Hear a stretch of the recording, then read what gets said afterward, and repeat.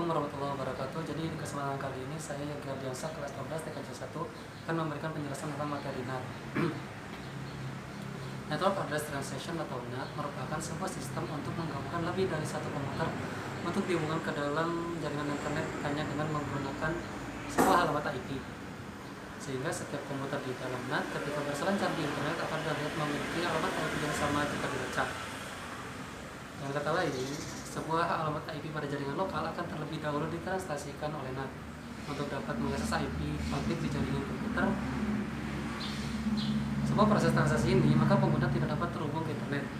Banyak yang berpendapat bahwa NAT sebetulnya mirip dengan proxy server, namun bedanya adalah jika proxy server menyediakan mekanisme caching, tak begitu halnya dengan NAT, sehingga penggunaan NAT tidak ada batasan mengenai jumlah halaman web yang dapat diakses.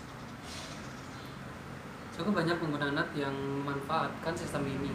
Bisa jadi dikarenakan ketersediaan alamat IP yang terbatas, membutuhkan keamanan lebih, atau ada pula yang menggunakan NAT karena dinilai lebih fleksibel dalam hal administrasi jaringan. Sebab jaringan NAT didesain menyederhanakan alamat IP dan untuk melindunginya. Jenis-jenis NAT. Secara singkat ada 4 jenis NAT yang perlu diketahui, yaitu NAT tipe statis, dinamis, overloading, dan overlapping. Perbedaan antara keempatnya akan dibahas dalam poin berikut. Yang pertama adalah NAT statis. Bekerja dengan menerjemahkan semua alamat IP yang belum terdaftar menjadi alamat IP yang terdaftar. NAT statis banyak digunakan untuk komputer yang ingin dapat diakses dari luar. NAT statis ini sebetulnya bisa dibilang pemborosan terhadap alamat IP yang didaftarkan.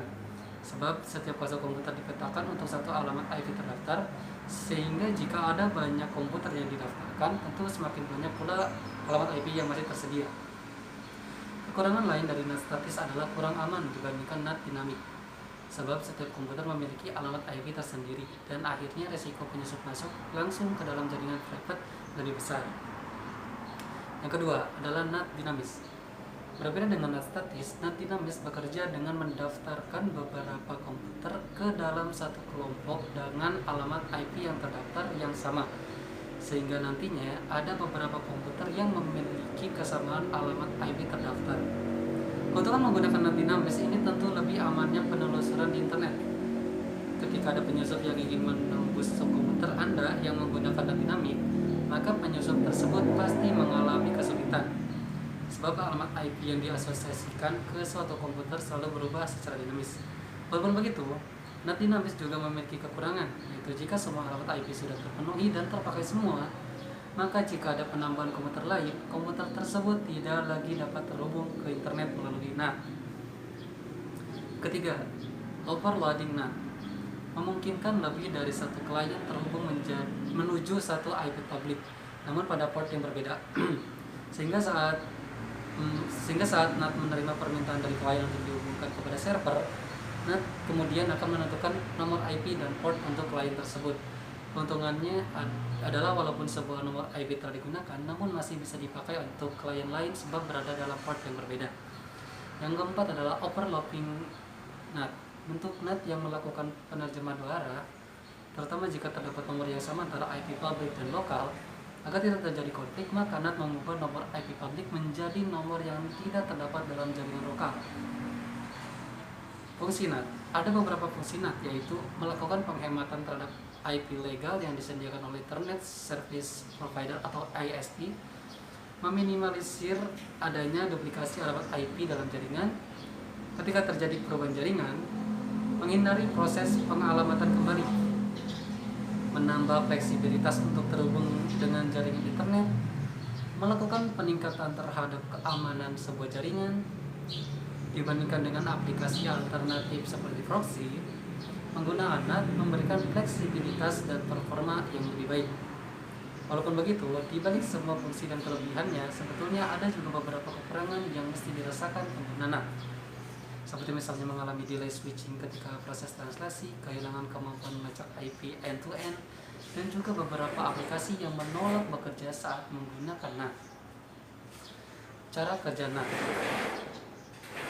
Saat menggunakan NAT, seorang klien dapat terhubung dengan internet melalui proses-proses berikut. Pertama-tama, NAT menerima permintaan dari klien berupa paket data yang ditujukan untuk sebuah server remote di internet.